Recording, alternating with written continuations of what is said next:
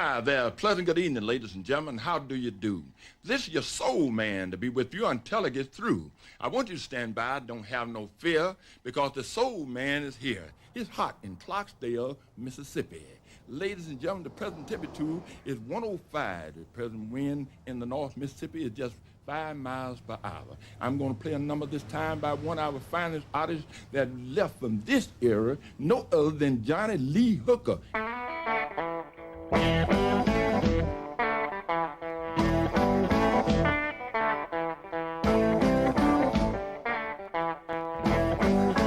Boom, boom, boom, boom.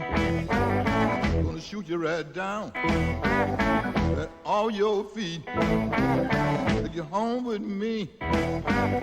Put you in my house. Boom, boom, boom, boom. Mm-hmm. I love to see you walk up and down the floor. Hello. In recent years, the blues musician John Lee Hooker has become a symbol of hip America. With his hat, his guitar, his tapping feet, he's been used to advertise everything from Lee Jeans to ICI. And his albums, The Healer, Boom Boom and Mr. Lucky, have been so successful that they've caused a revival of interest in blues music throughout the recording industry. Yet one of the reasons why both audiences and musicians are so fascinated by Hooker's music is that it belongs to an older world that's nearly vanished. He was born in Clarksdale in the Delta area of northern Mississippi, still one of the poorest parts of the United States, and the home of an astonishing number of great blues players. Although he's featured in something like 140 long-playing records, Hooker himself hasn't seen any need to alter his style much, and so he's a living link with the early oral tradition of the blues. He's never bothered much with reading or writing, and it's difficult to pin him down. Either the facts of his life, we're not really sure whether he was born in 1917 or 1920, or musically to putting 12 bars rather than 11 or maybe 15 into a 12-bar blues. Over the past few months, John Lee Hooker, now aged around 74, has been recording what's probably his 141st album. When we filmed him, we found that as well as being a great blues musician, he's a great storyteller, and the story he tells is very often the story of his life. You want to start with the music? Or what Yeah, you want let's start with some kind of intro. You want to intro it a little bit, or we could both do something. But Yeah. then.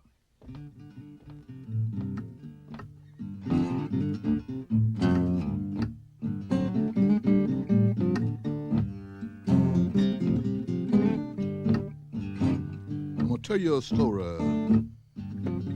Life of a musician. Travel both night and day.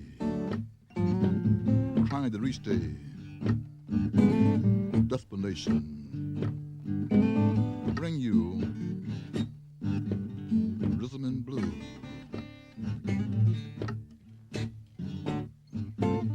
Travels all night, all day. It's a tired when they reach the destination. Bringing the blues to you. Yeah. Bringing you the message of the blues. I wasn't famous. I was running around just a little kid, running with my dad and stepfather, and going to town every weekend with my dad, Clarksdale, to buy groceries or whatever he gonna get. And we'd run around to the candy store and till he got ready to leave town, and we get back on the wagon and go back in the country.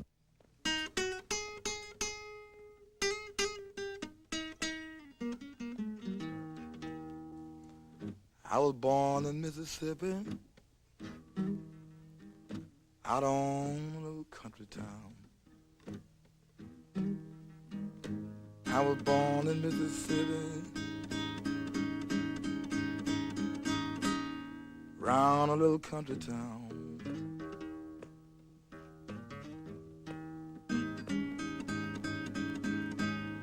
Living on a little cotton farm, not very far from town.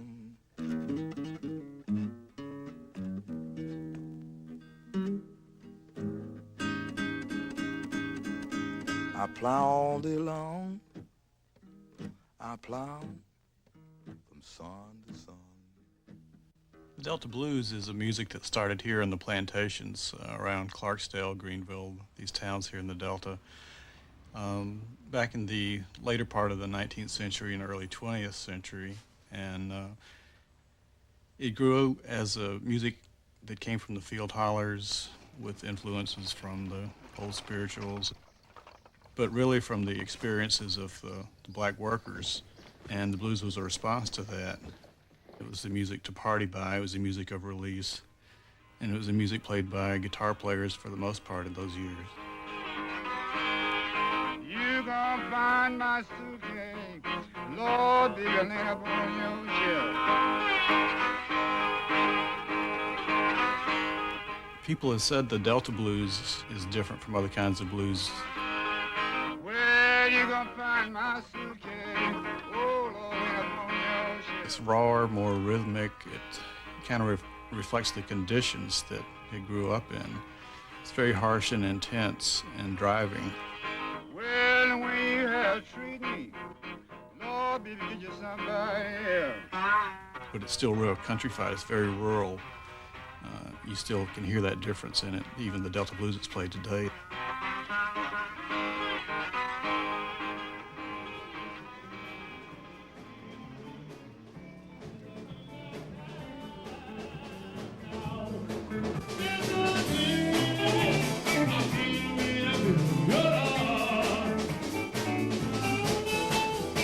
There are famous blues singers from all over the Delta, but Clarksdale had the greatest concentration of blues singers, and especially the greatest concentration of those who became famous later.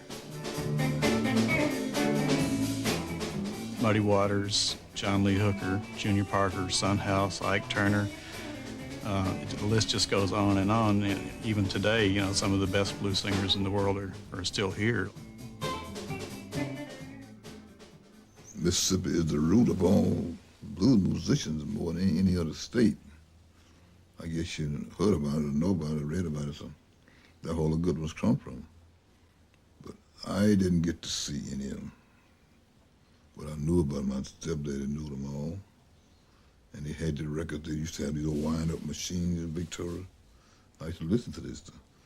But honest to truth, all I listened to most was my stepdad, because I was so into him just like he was God.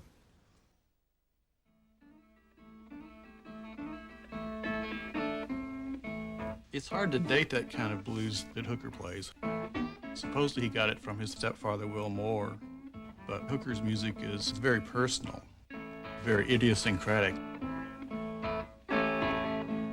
Well, I'm a crawling king snake, and I rule my It's the kind of music that stays on one chord a lot, and it doesn't follow a standardized pattern. It's very primitive compared to some other kinds of blues. Well, I'm a crawling king snake, and I rule my den.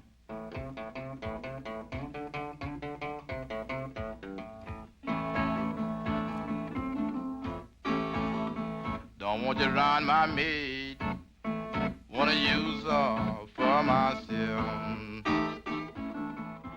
You know, run Mississippi, you did this cotton and corn, and I did that. You know, with nothing else to do but that, you know. Did no other jobs but the farmers, you know. I didn't want to do that. All the rest of my family would do that. I was the only black sheep of the family. I didn't want to do that. I wanted to be a musician. I was only 14 years old when I hit the road and I left Mississippi.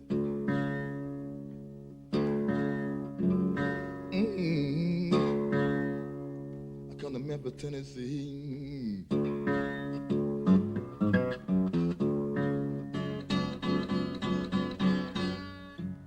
I work all day, play my guitar at night.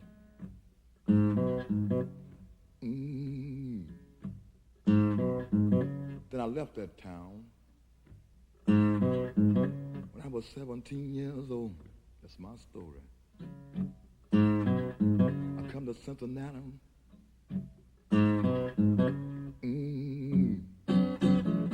I stayed down too long, yeah. I didn't getting no break. I come down, old Detroit mixing. I heard about all these big things in Detroit, the good money and the high price, people working there, jobs everywhere, the Motor City was there, the factories and everything, the money was flowing. You could get a job anywhere, paying more than any other city in the United States. Well, that was the Motor City.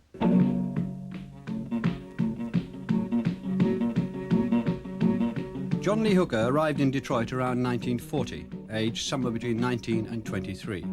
He would work during the day at a succession of unskilled jobs, janitor at the Rouge River Steelworks or cinema attendant. In the evenings, he would play and sing at money-making parties held in private houses, house rent parties. Hey, it's the house rent boogie.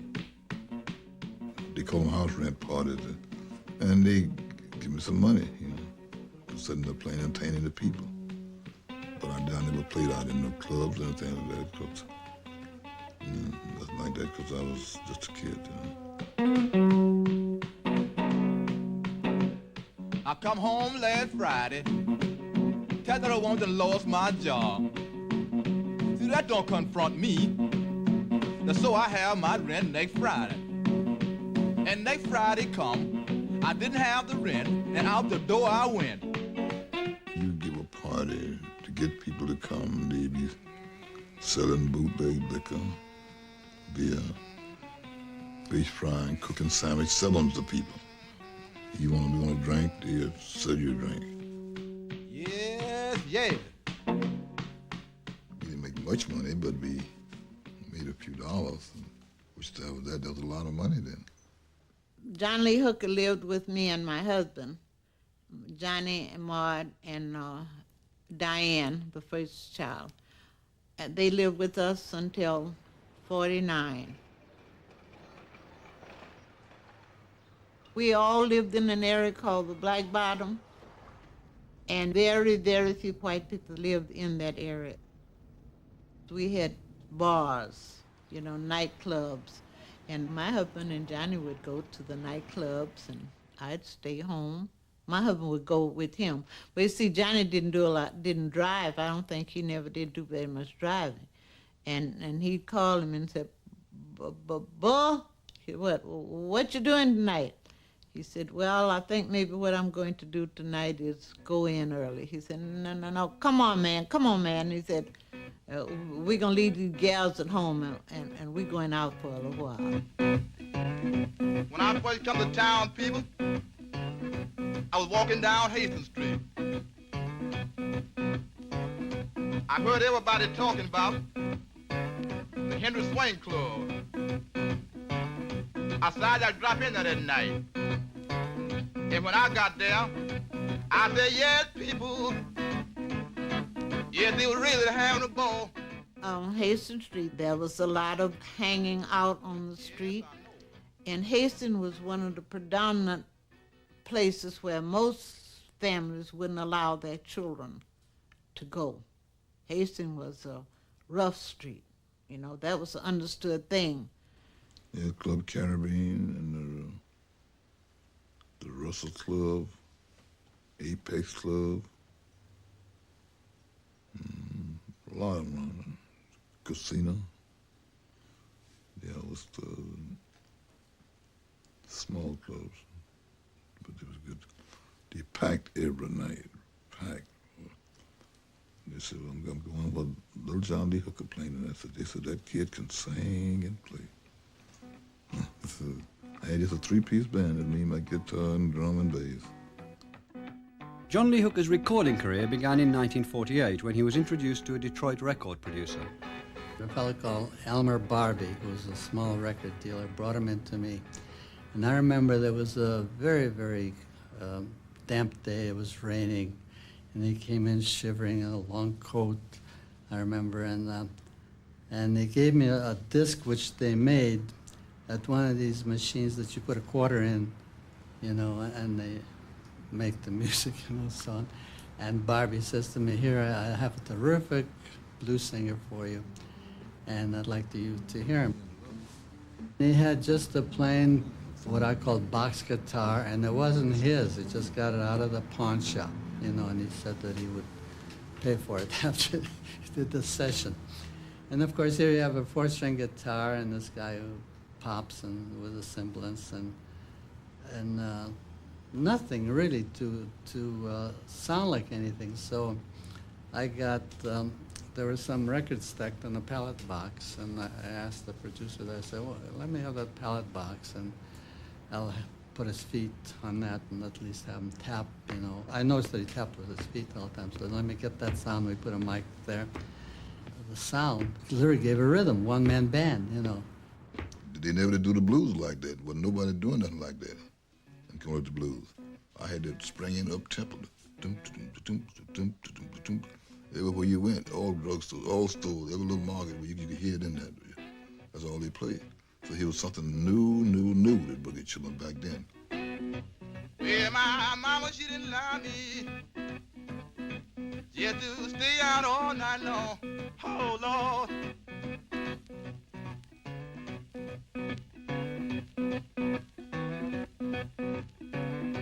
Well, my mama didn't lie me.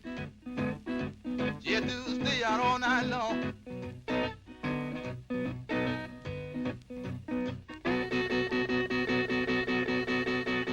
I didn't care if she didn't lie. I would boogie in a house.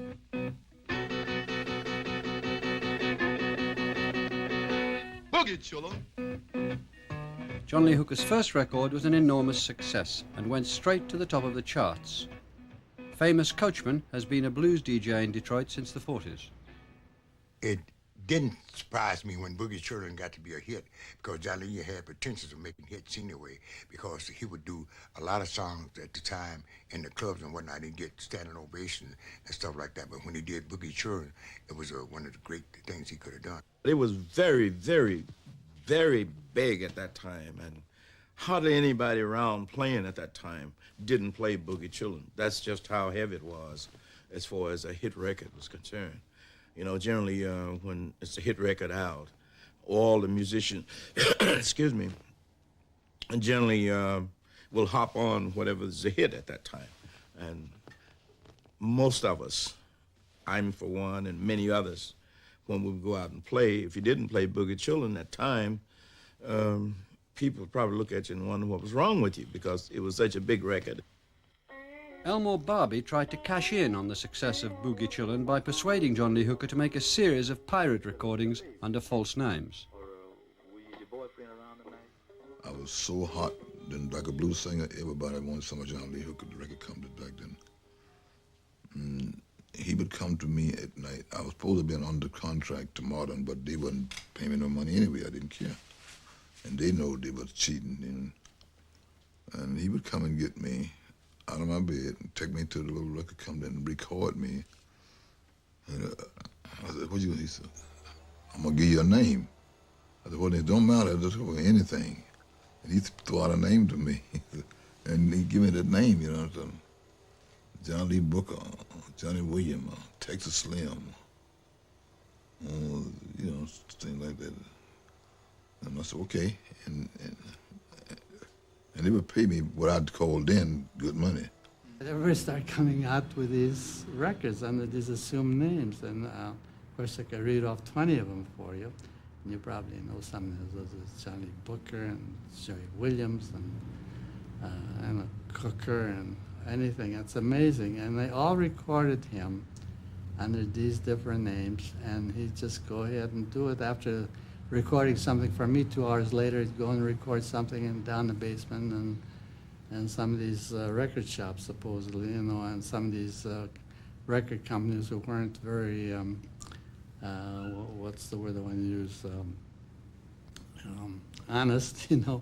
Having a record being played on the radio meant popularity, meant awareness, and meant that they could go to clubs and fill the clubs and get paid that much more money and make a decent living out of the clubs, if not from record royalties.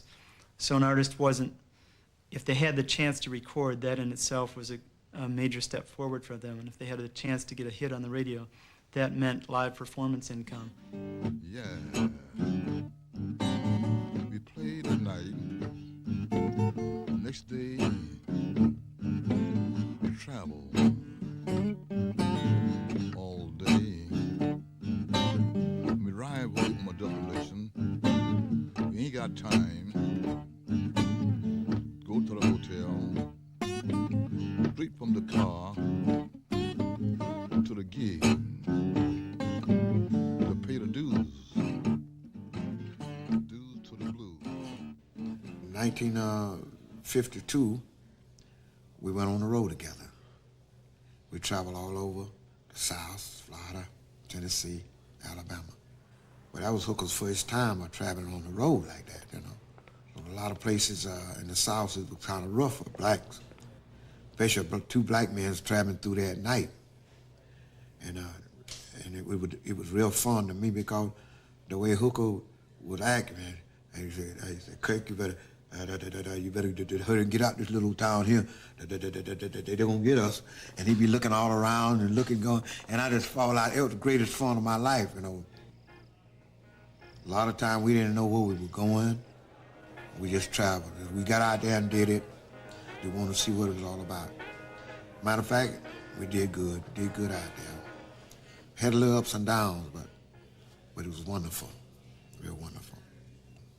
After he started going out and being on the road and whatnot, Maud was at home, and he made sure that they had a place to stay. And, well, in other words, I don't remember Maud if she ever had a job or whatnot. So he took care of, he really seen after his family. The very first memory I have was on Scott Street, and I guess I must have been maybe, I don't even know if I was in school yet. I was very small. I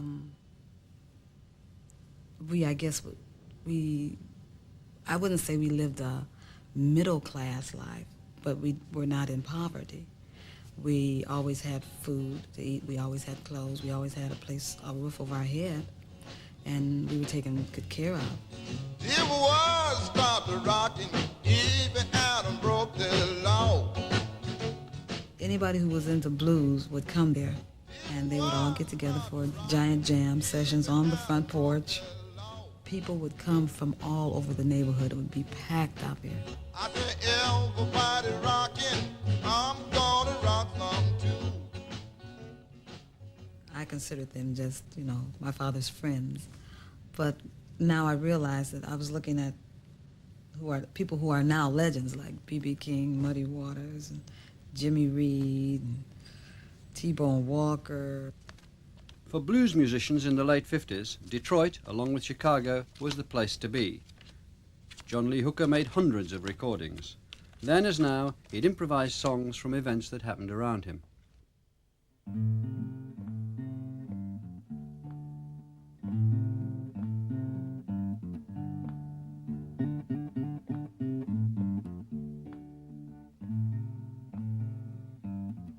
Read about the flood. A long time ago.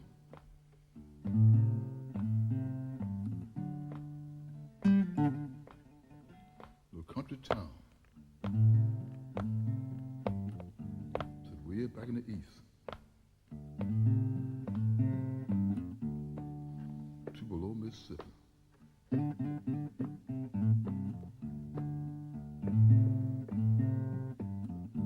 One Friday evening, a dark cloud rose.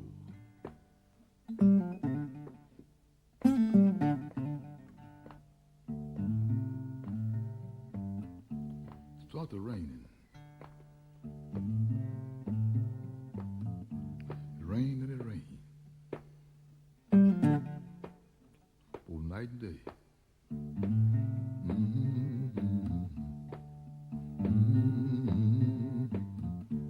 The people of Tupelo began to get worried. Lord have mercy. Who can be turned to now?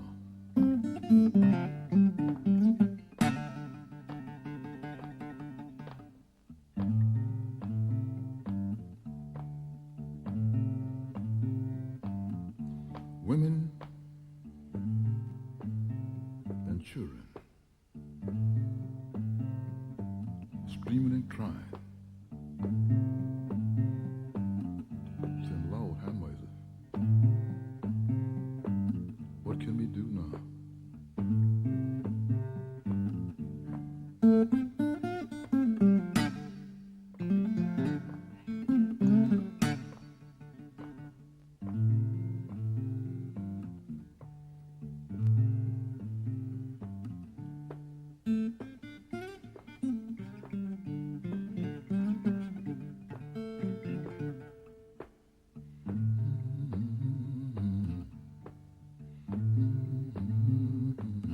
I never will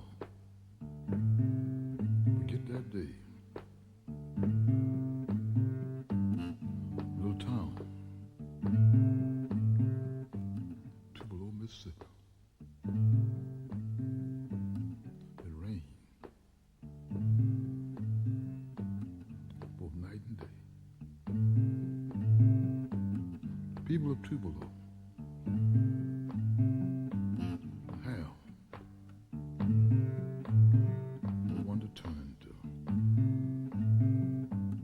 It rained all night and day. Rain, all night and day. Mm-hmm.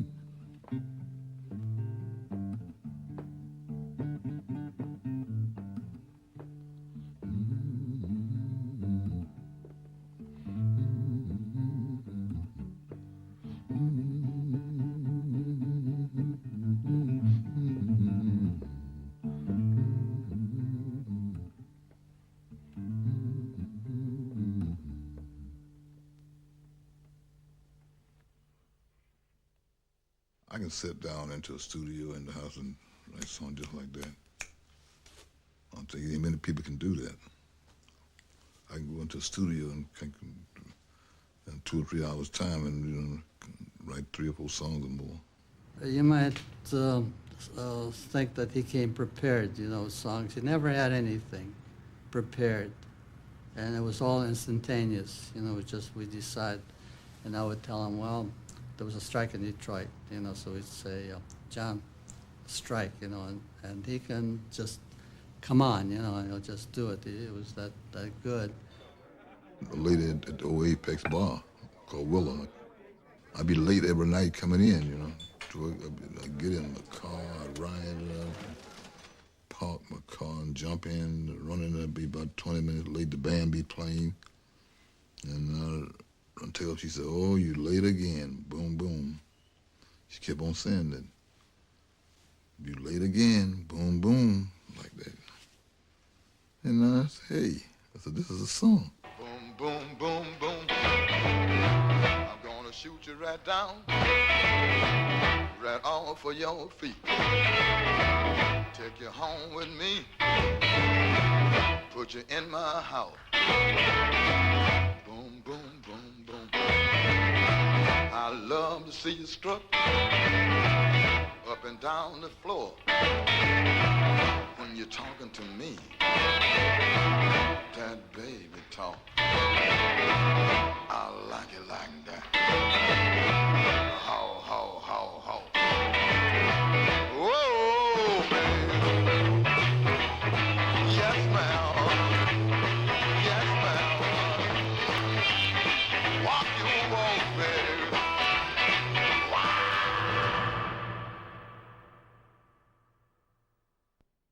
Boom, boom, boom, boom. I like the way you walk. I like the way you talk. When you whisper in my ear, tell me that you love me. You knock me out right off of my feet. In the 60s, John Lee Hooker's blues found a new, white audience across the Atlantic in Britain. He became a hero for rhythm and blues bands such as the Animals, the Yardbirds, Them, whose first hit single was a cover of a John Lee Hooker recording. The lead singer of Them, Van Morrison, was to become a friend.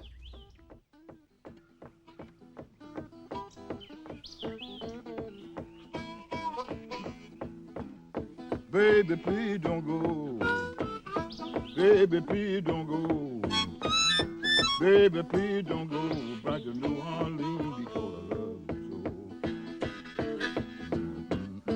Well, I first heard John Lee in early 60s. Got me way down here. I describe his voice as having, natural resonance, healing ability or whatever. His music, it's repetitive, but it's never boring. It's always interesting. Baby, please don't go. Baby, please don't go. Baby, please don't go back to New Orleans because I love you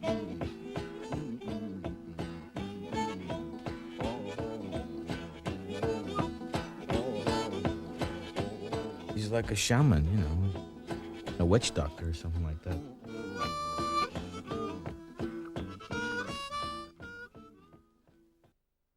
Back home in Detroit, a new sound was taking over from the blues.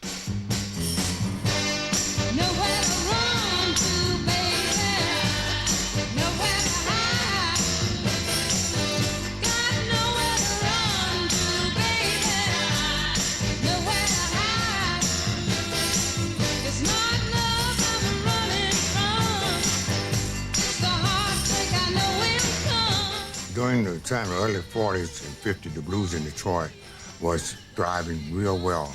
All the nightclubs was booking the blues acts, and different acts was going different places, exchanging bands with each other. And what happened, that they got a new sound in Detroit, was a sound from Motown.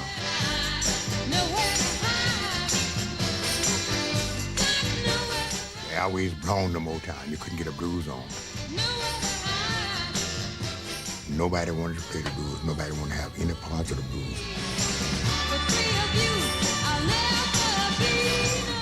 Johnny Lee was one of the top blues fellas around the city of Detroit. So Motown figured that, okay, we got the top blues man here. To keep from getting mud on our name, we'll record him. So they taken Johnny Lee Hooker and put Martha and the Vandellas, put them together. But who knew Martha and the Vandellas at that time? So they gonna use Johnny Lee Hooker to make Martha and the Vandellas look good. So they did a tune together. I left my heart in San Francisco. I left my heart, people, in San Francisco. High on the hill at the Golden Gate, across the bay in San Francisco. On the hill, the morning fall and the cool, cool night. By the end of the 1960s, John Lee Hooker's audience in America had become mainly white, based around folk clubs and college campuses. That's why my heart. I'd like to tell you the title of this number that I'm going to do, that I've written. It makes a lot of sense. It tells a tremendous story. The name of it is Serves Me Right to Suffer. It serves me right to be alone. So take a listen to it.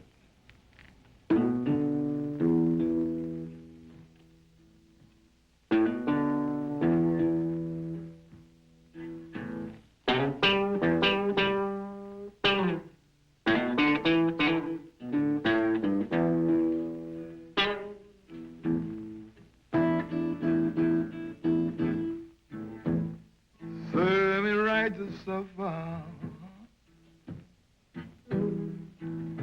Serves me right to be alone.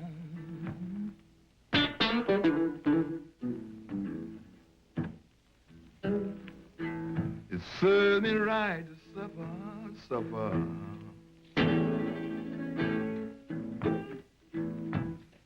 Serves me right to be alone,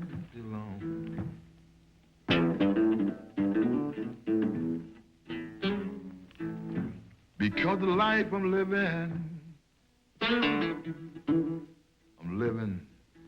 in memories gone by.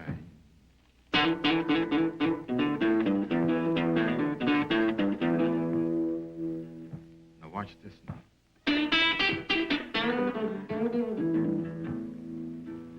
And every time I see another woman, She makes me think of mine, think of mine.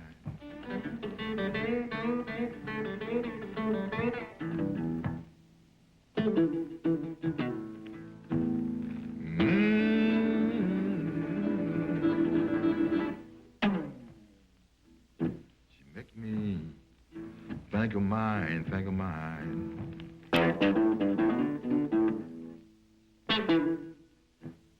And that's why when I see another woman, folks, I just can't keep 'em trying, keep 'em trying.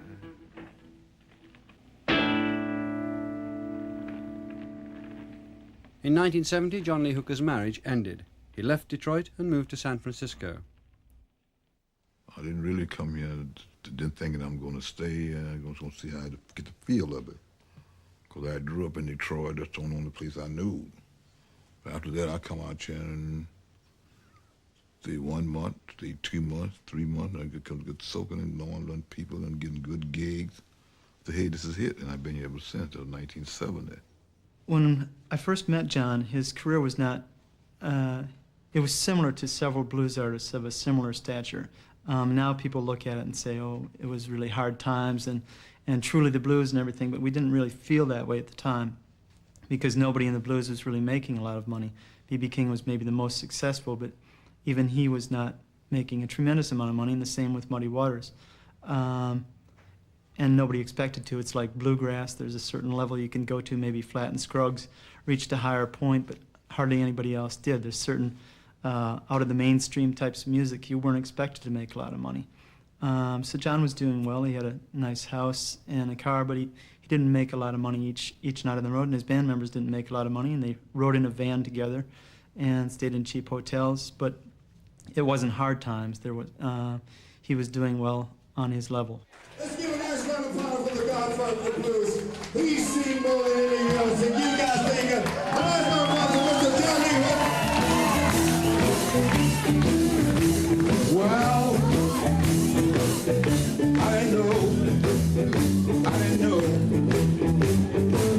I didn't know, baby, driving my car that night. No, I didn't. I didn't know. Driving my car that night. I didn't know. New Orleans that night. I didn't know, baby. New Orleans that night.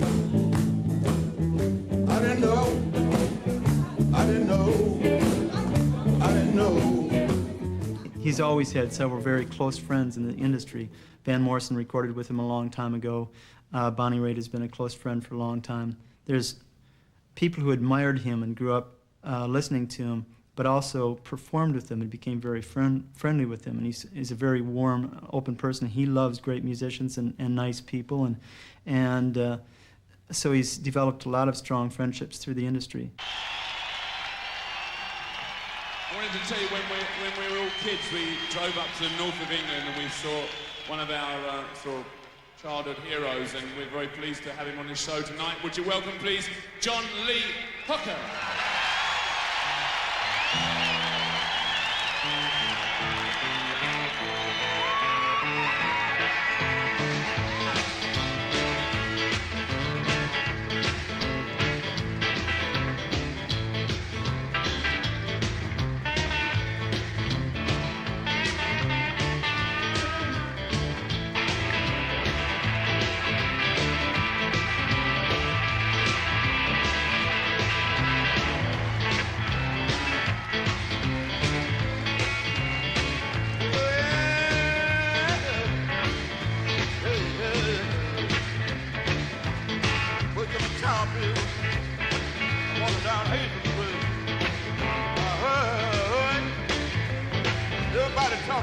Talking about in the swing club. I dropped in the night. I did the boogie. Did the boogie. Did the boogie. Hey. Hey.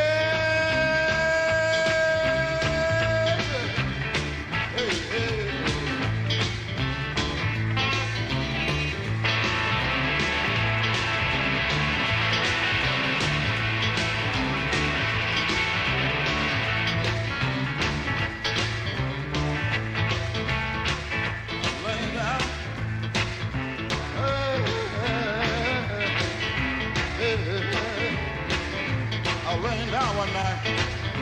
I heard.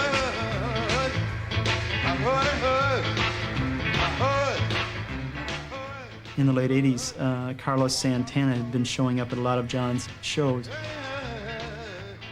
and playing with John and just loving being around John. And he called up and asked me that if John ever does a recording again in the near future, he wanted to be part of it. George Thorogood, who I represented at the time, had put a John Lee Hooker song on basically every record and idolized John Lee. And he called up and said, if John Lee does another record, I want to be a part of it. And at one point, Van Morrison and John were talking, and they'd talk on occasion. Van lived here for some time and spent a lot of time here. And Van had talked about possibly producing a record on John. I run into Mike, and we get the idea about recording again.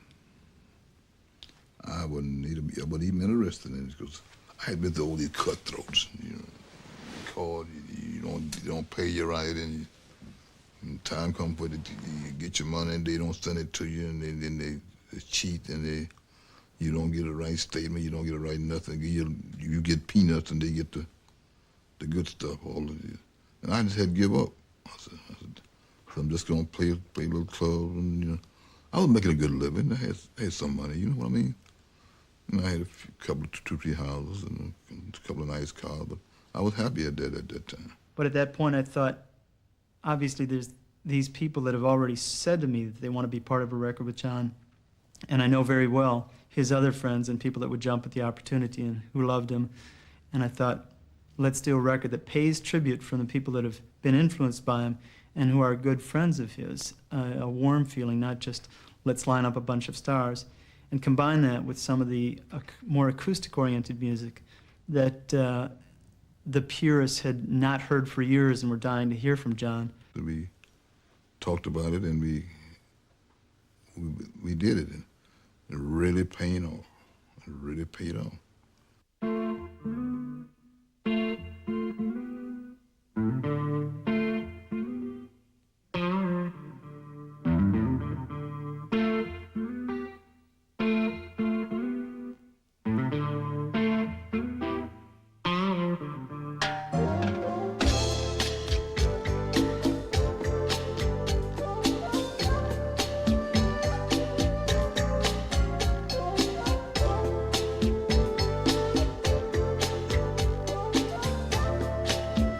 Well, the blues is a healer.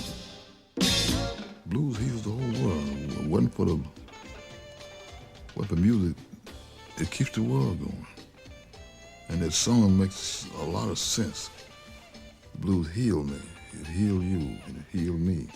When I was down and low, I'd pick up my guitar and start singing. Blues a healer all over the world. Blues a healer, all over the world, all over the world. Long, long, long, long, long. The blues, the blues.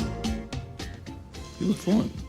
Number one, we all loved each other, you know, and they all looked up to me. That's number one, what made me feel so good. They weren't doing it just for the money. They were doing it because they wanted to do something with John Lee Hooker and, you know, give me respect. You know. None of them need money. They all had more money than I got, really. You know, most of them got more money than I got. But they just wanted to do this with me, and I enjoyed it, and they did too. When ready? Yes, my daddy told me. I know he did. Leave that man alone. Yes, he did. But my daddy didn't tell me, Lord God, what the man was putting down. You know he did. I'm in a mood for some of your love, baby. The Healer had a major impact on the entire genre of blues and roots music in general. I'm in a mood for love. The door had been cracking open for years for roots music with George Thorogood and Stevie Ray Vaughan and Robert Cray. But here was something that was an older artist, one of the originators, actually having success on the level of a contemporary rock star. me Mr. Lucky, Mr. Lucky. And brand love can't do me no harm, no harm. John has now changed a great deal with his newfound money. Call me Mr. Lucky, Mr. Lucky. He can buy more suits now. He likes to dress well. Instead of having 1 or 2 suits, now he'll change more often. Everything I touch, it's time to go. Nowadays, John has got the cars. Before he had a major record success, he'd have a nice Cadillac. And maybe several years after he'd bought that, he might give that to a daughter or something and buy another one. But now he's got a Cadillac and a Mercedes and a Lincoln and a Toyota Supra, for instance. He and Muddy Waters had kind of just a kick between each other where one would call the other and say, well, I've got a Mercedes now. And so then the next one calls back and says, well, I've got a Mercedes with a phone in it now, you know. Just teasing each other. But it was all in good fun. Johnny, you were born for good luck. He told me so. Bad luck can't do you no harm. No. Keep your black cat on and a mojo hand. I guarantee you'll never go wrong. I believe what you said. Well, when you record with John, I mean, the thing that I noticed the most is you won't spend a lot of time in the studio. Usually beforehand, we kind of know, we have an idea of what we're going to record, so the band is prepped, you know. But the thing is, when you start playing, of course, you follow John, what he does.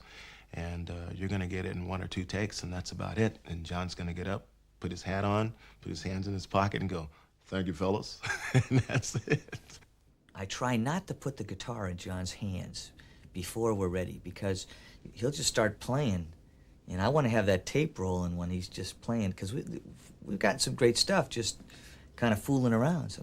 So unless we're ready, I have to say, John, we're not quite ready yet. You know, even if we're close. I don't have your guitar tuned up or something. You know, something. I don't want to put that guitar in his hands until we're ready to go, because we just might miss something that's important.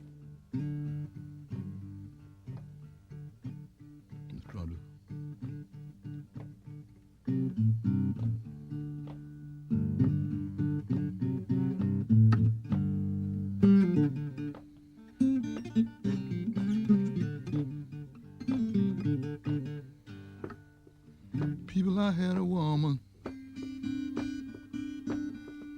nice and kind in every way. I had a woman, nice and kind to me in every way. She died, she left me, died and left me. Left me by myself.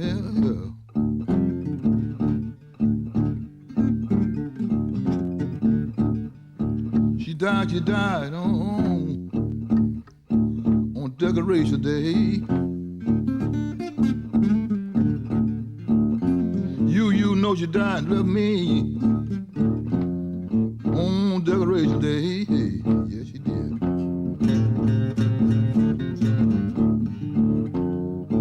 That's what my baby had to say.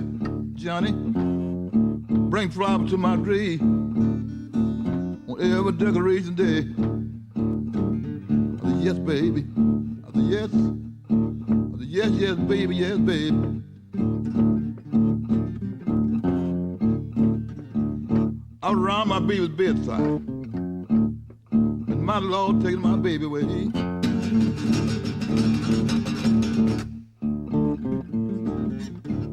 I was standing around my baby's bedside, me and my doctor, and my Lord taking my baby away from me. The blues go so deep. My song sounds so good. Not praising myself, not patting myself on the back. But when I hear my own voice, it's so beautiful, it sounds so sad. And the words, the lyrics that I'm saying, it hits me. Sad, loving lyrics. I feel teardrops in my eyes. I can hear 2 or 3 notes, and I know that that's John Lee Hooker. I think that whenever they say true blues, pure blues, John Lee Hooker come as close to it as anybody I've ever heard. I've been really lucky and fortunate to be who I am. People love me, and I love them. And if you can call it luck, I got more than I ever used. I'm very successful in what I would do. Lucky I got these friends. Lucky I got money. Lucky that I'm still alive. Lucky that I'm feeling so Mr. Lucky. I woke up early one morning. Mr. Lucky standing by my bed.